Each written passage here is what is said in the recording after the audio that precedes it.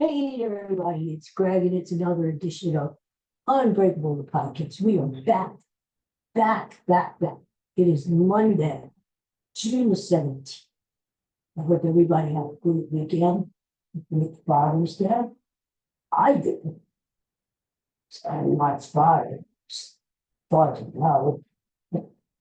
But, to the dogs, I'm like, cheers. It's going to be very hot in the mood. Not anything effectively, all those nutrients to. So make sure you drink a lot of water.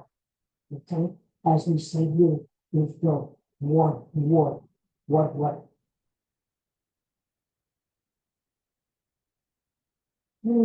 That's good stuff. These Japanese things. Anyway, stay hydrated. Okay, this is supposed to be the prolonged heat.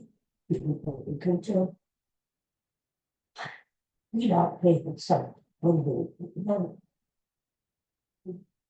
Still itching in the January, cold. Subtle things. So just be careful. Um, today, to value 81 and it's all of the I know. To me, we taking what that boils down sad things and lose the key place to stand. Never needed to be by and there's been an election, just a big transition. That's what I love. And that's why I still love it. And when people say, well, Taylor Swift,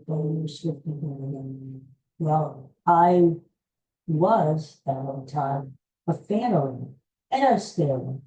But back in the day, I really loved Barry Williams' music, and I'm not ashamed to say it because I think it's still great music. And I, I think even though he's a superstar, I think he's very underrated in the world. I think as a songwriter, he is in the Songwriter Hall of Fame, but as a performer, musician, great arranger, uh, I think he's great. So I think he's the kind of guy that we're not really going to appreciate until he's gone. Then people are going to say, Barry Manilow, he was uh, he was pretty good. Yes, I know. People say too commercialized, too glitzy, too schmaltzy, blah blah blah. Somewhat true, but if you listen to a lot of his great songs, especially a lot of the deep album cuts, you're going to find a lot of quality there. So happy birthday, Barry. And remember a lot of good times with the fans, fan club, and going on shows. And it was just a fun time. And it was a big part of it. And I met him twice. I met him twice on a book tour back in 1988, Cherry Hill, New Jersey. And then one other time backstage on the city. So uh, happy birthday to Barry. Yeah, I forgot to tell you last night. We're going to talk about the Phillies. I'm all geared up Phillies fans. But I got to tell you, we were watching this film. If you want a good crowd, did you ever think about that phrase, good crowd? Is there anything like a good crowd? If you want a good crowd, you'll watch this movie. It's called Hatchie Dog's Tale, and it stars Richard Gere. It came out maybe in 2009. It never came to theaters. It went directly to uh, cable and DVDs and things like that. So it was sort of overlooked, but it was made for like 15 million box office or like 48 million. And most of that, of course, since it didn't hit the big screen here in the US, was around and it was a hit. And briefly, it's about this dog who's very loyal to its owner, follows him to work all day, every day, and waits at the train station until the owner comes back. Home at 5 o'clock, walks home with her. I mean, this dog is just crazy with this one. He's killed a Richard to himself. Yes, and never to the gym. The officer of the jail, pretty woman. And when I think about it, Richard Killer's made a lot of big movies, many movies. But he bought the rights to the script, Hachi. It's about a real life dog in Japan who was born in 1923, believe it or not. Followed the owner to work every day, sat there at the train station till the owner came home. Did this for years. What happened was one day the owner, who was a professor at a university, had a heart attack and died. Never came back on the train. Dog waited for him and waited for him and waited for him. The dog, despite going to other owners, because always broke out, ran back to the train station, sat there in the same spot, waiting for Richard Gere, quote unquote, his owner, to come back. The dog did this for 9 years. Think about that. 9 years. Every single freaking day, this dog ran to the train station, stayed there, waited till 5 o'clock, then went off to wherever he was staying. He was sort of homeless. And the dog did this for 9 years. Well, the people around the train station, they knew this dog. They knew the dog from, when Richard Gere was living. So they took care of the dog. They fed him, they gave him water. Dog did this for 9 years. Now, the real dog in Japan, he was alive when all kinds of donations came because they made a big story about this dog, Hachi, the most loyal dog in the world. And a big story. And so people started sending donations. And not only did that help to feed Hachi and take care of him, the people around the train station erected a bronze statue of Hachi, sitting, waiting for his owner to come in. And Hachi was actually alive when they dedicated this statue. Well, sad to say, Hachi died in 1934, I believe. The people over in Japan, they really mourned him. What a terrific dog, I love him. This whole story was brought to sort of modernized. Louisville, Richard Gere lives, took care of the dog, lived with the dog. But it was talk about sad, and at the end, the dog dies. We don't want to see that, but he's reunited, and it feels so good. Reunited. He's reunited with Richard Gere in the afternoon, and it shows them at the end by a wall. Anyway, boy, was I crying. Not like bawling like a little girl. It was like a man that cried. The other cried. You kind of get tears in your eyes, and you sort of just like try to blink them away and try to like, I'm not crying. I had something in my eye. Yeah. So anyway, if you want a good cry, look it up. It's called Hachi, Dog's Life, or Dog's Tale, or Dog's whatever. And Richard Gere. So that went on, and it was Father's Day, of course, and the films. Well, remember the last time I was on? I guess it was Thursday or Friday, maybe. Yeah, I said I don't have a good feeling about this series in Baltimore. The Orioles are really good, and they're playing at home, and the Phillies are banged up. They're missing some key players. And it's the end of a long road trip. Boys will get back, they'll sleep in. After being away for 2 weeks, I can't believe it. So, and that's what I'm thinking. Stick to Philly, and we are being good things. So, that's been really good too. And if you remember, before the season started, I said my prediction is Phillies, Orioles in the World Series this year.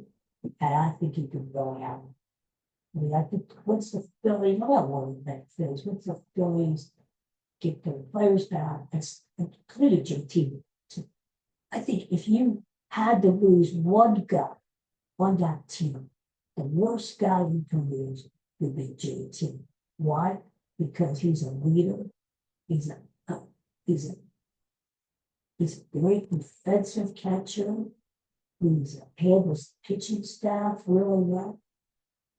He's an offensive threat. His bat, he was really done to him. And he's a guy who really can catch. And the Phillies don't have a really solid catcher. Garrett Stubbs is okay, but he's not a starter. If he was a starter, he would be a starter. So helps, right? And Rafael Shaw but the other positions you could fill. Trey Turner was out, so did a great job. You could lose Harper as we did last year on life coach. But losing JT helps. So you can expect a little bit of regression for the Phillies. And they're playing better teams than Phillies. But I think once that Trey Turner was supposed to come out tonight, we get San Diego. And I think as the Phillies get their guys back, and I think it'll be out. So, but it's a good thing they have a little cushion on playing 8 games. So that's a pretty good cushion. So I'm glad they stockpiled the wins early in the season, which was the Phillies play San Diego 3 games. And next weekend, Arizona plays. And it's revenge time then, baby. Revenge. Beat those snakes. Yeah, you know, you don't know how much you miss someone, whether it be in sports or life, until you're born, right? And you miss Gently, you speaking of which, Father's Day. And, it's Father's Day, it's a big stuff. Like, we passed away at 77. And to me, I thought, this guy knows, and then not to come. And all the different reasons why they used to put for chickens and things. And I don't even know what I would give them. So, many people are saying, social media. They don't know how to stop. I like them. And the reason is because really well done in this job. It's a double day. I need the flow still, I can feel still. Like, special. Right? It's just the day to, we felt really good to believe in light. And we know what aims to, that's it. I think about things. It's good. It's, in the end, was using tonight less than evil service. But the rapping tonight, I hope it's Dallas. I hope Dallas, I don't think I hope Dallas wins, but I hope Dallas wins another game or two. No, like Boston celebrate, that. Even though Celtics are probably going to be the and when I want to be 2 years ago, I haven't seen the Boston lose by 40 points this year. I'm in a championship team lose by 30 minutes, right? They call themselves change. And I don't know. It's the same way with this argument. That Florida was a 3-0, and Edmonton beat them Saturday night, beat them. Now again, Florida comes home, goes home tomorrow. They could block it up. And how can a championship team lose? It's a championship team. They win by 7 points. That's just kind of nut. So we'll say that. It was a pretty good bet. That with Dallas and Edmonton, we're going to win. We're going to win those games because they were desperate. Desperate teams usually play. So when there's any kind of sports, you're not going to have sweeps. You see sweeps now. So pretty good idea that the series was going to stay. So anyway, so Barry Meadows built into all the partners. So okay.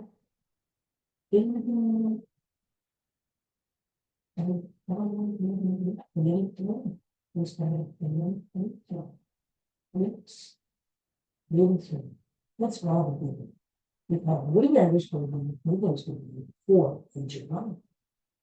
So, yeah, you look at still seeing movies hard days ago. When all of those things saying,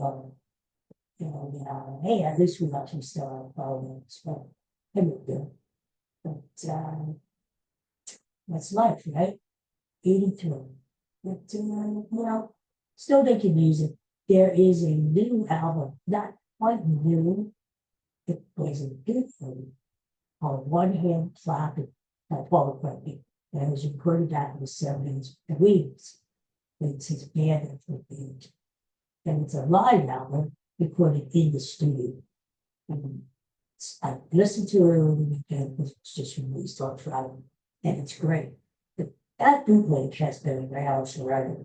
That's like one of the most famous bootlegs in the world. Everybody seems to have it, real famous for it.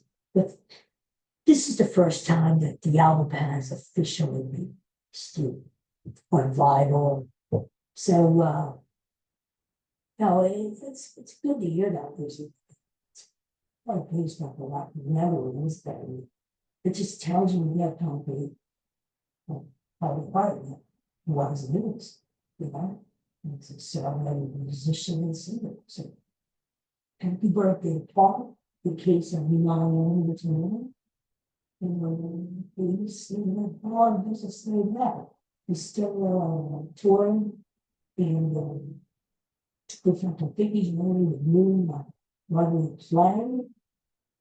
Based on the movie, It's a Wonderful Life. So it's going to be with new Christmas songs. That, huh? I don't know when that's going to be. I would consider it. So there's a lot more than it's going to be. So, it's fall, what? With the fall, starting again. The in between training camp starts. One. And last call's instead of doing and we do the flying solo. And should be interesting. Phillies in the East, the Central Division. Oh, I wanted to tell. I teased it a little bit on X or Twitter. They said there's one play which the Phillies absolutely need to try to trade that would put them over the top and win their World Series. I don't know if any of you guys remember back in '79 when the Phillies signed Pete Rose, free agent back then, big money back then. Now it's peanuts. Signed Pete Rose to get him over the hump. Phillies had a great team, like Schmidt, Steve Carlton, Maricola, but couldn't get over the hump. They could not beat the Dodgers in the playoffs. couldn't even get to the World Series. Took Pete Rose to get it over the hump, not only as a player, but he was really a big motivator. And it's almost like having another manager, coach in the field. Well, he got it over the hump. So I'm thinking this guy would get the Phillies over the hump. Who is it? Well, I got to tell you first. I thought the team that he's on right now was buried and did have a chance to win their division. I was wrong. I looked at the standings and I see they are already about 5.5 games out. So they're still in it. So unless this team falls out of contention in the next month, they're probably not going to trade this guy. But here's the guy. I think the player the Phillies should target, if he's available, is Paul Goldschmidt from St. Petersburg. And here's one. I know that when we go to those first base, those fuckers at first, number one. Bryce Harper looks to win that. He would move back to right field temporarily. If they did Goldschmidt. Goldschmidt is actually better fielding than Goldschmidt. He's only 2 years removed from being nationally MVP. He has power, he gets to hit.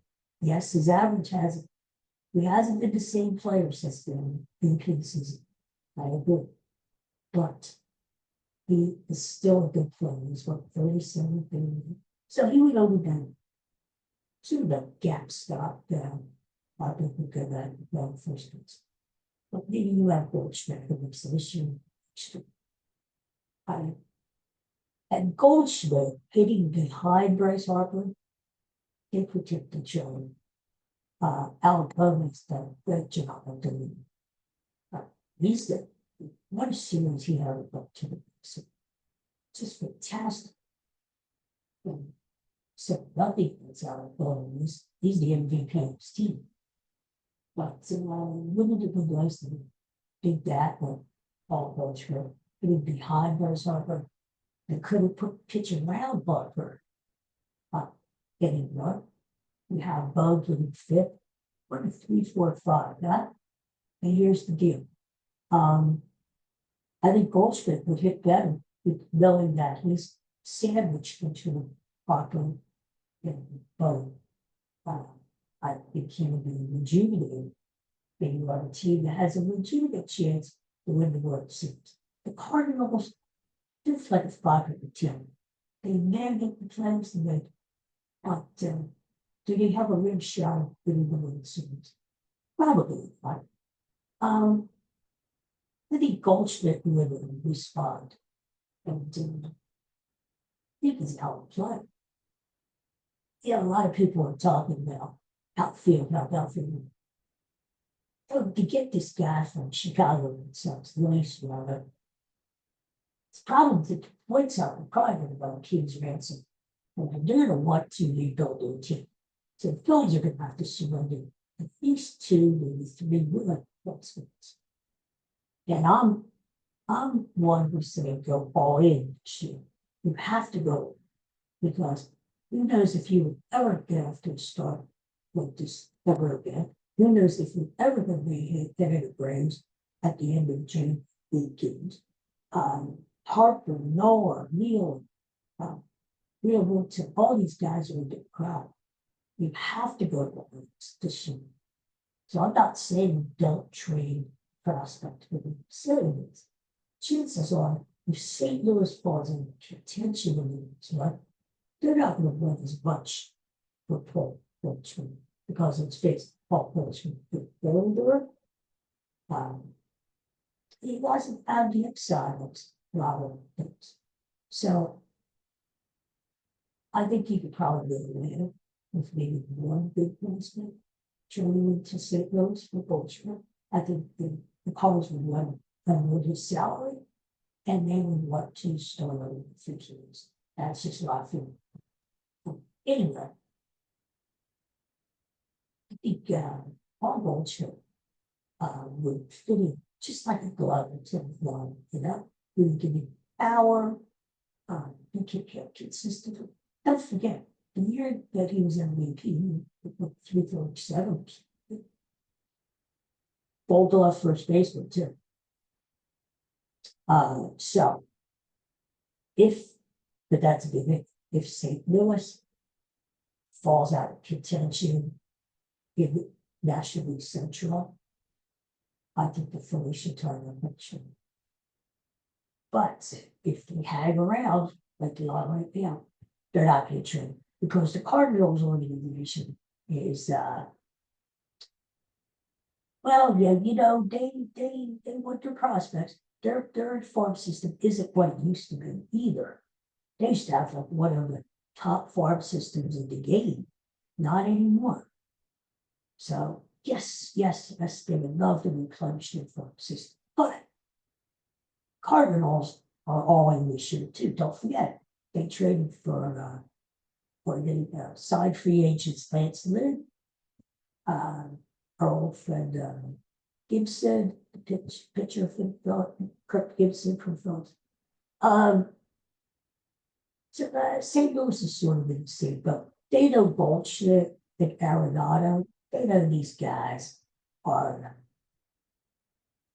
you know, they're going to be on the downsides with the curves. And so St. Louis is kind of going along too. And you know, baseball, it's I would say easy, but it's so many people so many teams make the playoffs anymore. You know, you could be 10 games of that in a division and still have a chance for the wild card, right? So let's see what happens. I want to keep Andrew Painter. I want to keep that third baseman, Aiden Miller, down on farm, Justin Crawford. I want to keep those guys. I don't want to trade them away for Robert and whoever else is on the market. So, you know, it's just a suggestion. All Goldschmidt, keep it in mind, okay? All right, everybody. Well, thanks for tuning in. Thanks for joining me together. Oh, there's Coco. I hope everybody has a great day. Peace and love. Go Phils tonight. And I'll see you maybe tomorrow. And we'll talk again soon. Peace and love, guys. Take care for now. Thanks for watching. Bye-bye. Okay, Coco. Okay.